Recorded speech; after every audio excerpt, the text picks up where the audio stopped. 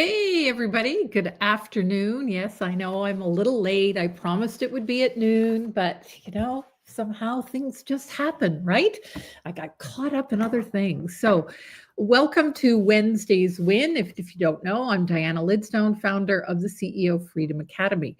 And I'm on a bit of a campaign, and this campaign is about content.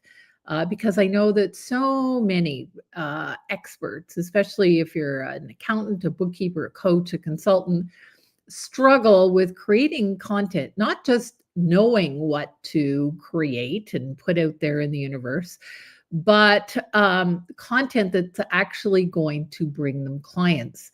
And so today is the second in the series about content. And we're going to talk about 5 myths that are actually costing you revenue. That's right. So, 5 myths about content that are costing you revenue. And the first one is probably the most dangerous of all myths. And I call it, if my calendar is full, then maybe content's not that important, right? It's a belief that keeps founders of businesses trapped in what we call reactive mode. So they are reacting to things instead of being proactive. And they're in reactive growth. Maybe they're depending on referrals. Maybe they're, overbooked with clients that, really don't fit them.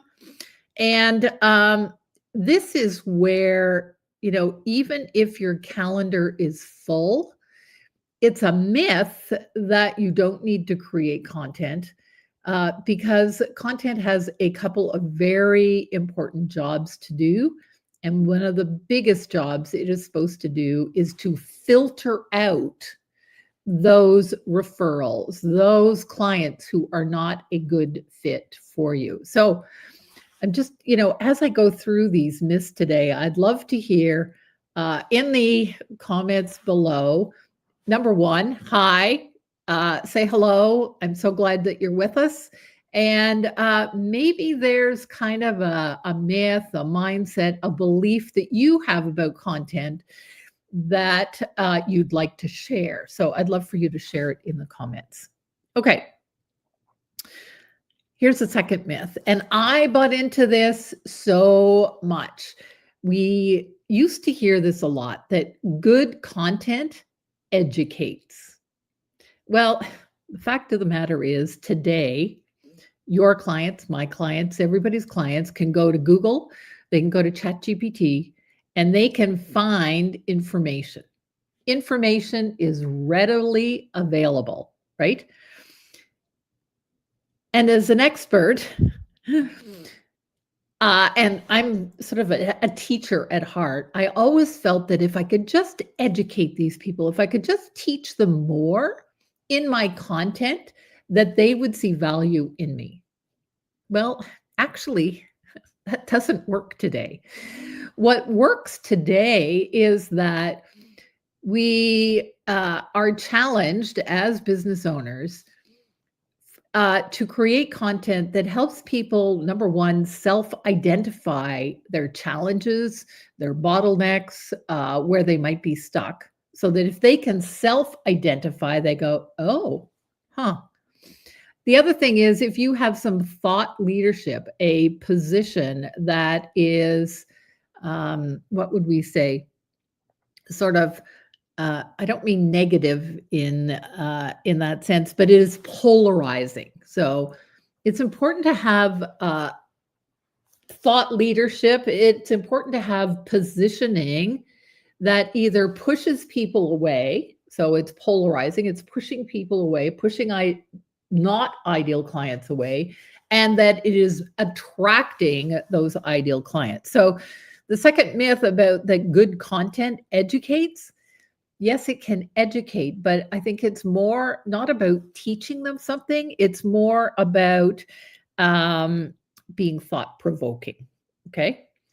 So that is the second myth. Let's move on to myth number 3 about content. And perhaps this is the biggest time and energy leak for a lot of business founders. More content equals more visibility. Not true. You see, we don't need to always be producing more. And I have this philosophy that many of us were kind of, I'll say, trained by culture to think that if we just did more, we would be more successful, right? If we just worked harder, we would be more successful. If we just did more marketing, we would be more successful. If we just did more content creation, we would be more visible. Not true, because volume doesn't mean leverage. So how do you get leverage? I'm going to teach that in my upcoming Content to Clients masterclass about, yes, it's about repurposing content, but doing it in a strategic way. So staying out of constant creation mode, but how might you repurpose something? So I'll give you an example.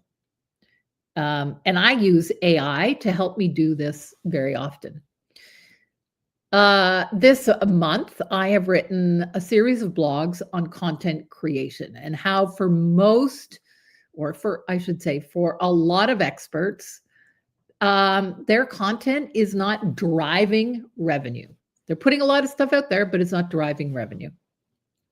And so I've created these blogs.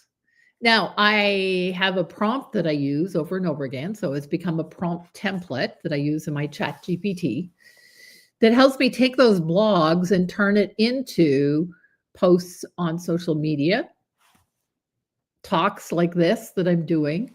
And it is about repurposing content. And sometimes even the content that we've created a year ago or 2 years ago can be repurposed again because our audience needs to hear those again. So I've talked about 3 myths already that are costing you revenue. One is if my calendar is full, then content's not really that important. The second was good content educates. And the third was more content equals more visibility. The fourth one is my content needs to be fresh and new.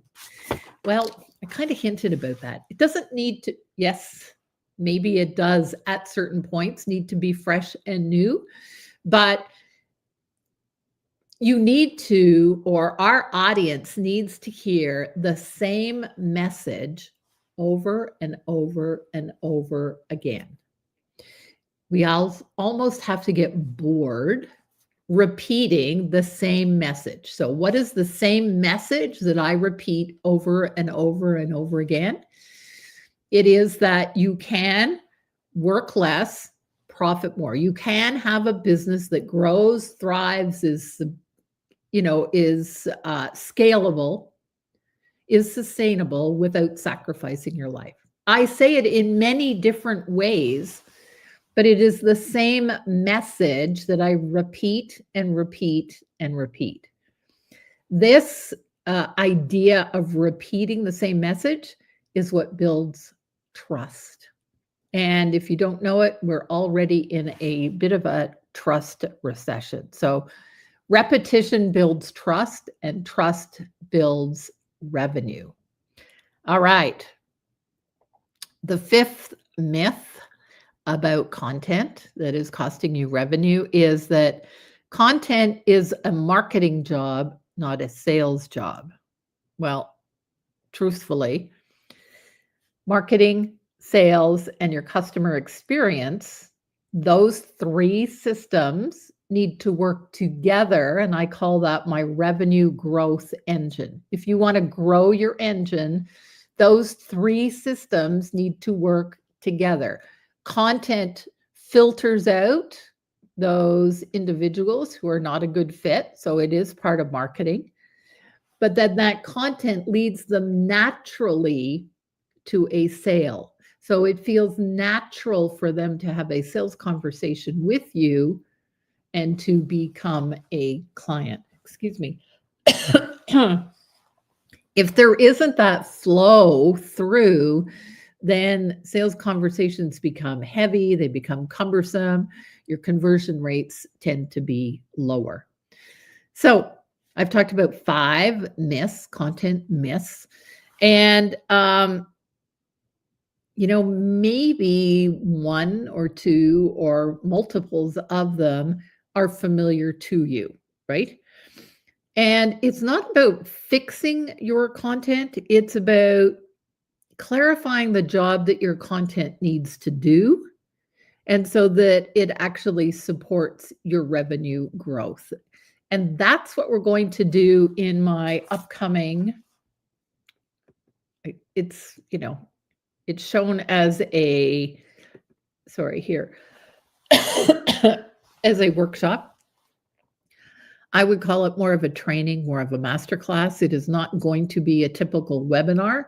It is going to be a 2.5-hour me sharing some systems, some frameworks, and how to use AI, and you actually implementing this work. So this is February 25th. And I want you to, the goal of this whole masterclass, this whole training is for you to know how to create content that becomes a reusable revenue driver. Reusable revenue driver. So, because your goal is not to work more and create more content. Your goal is to have content that does the heavy lifting for those sales jobs and that is an asset in your business. So, I'd love to see you at that event, February 25th.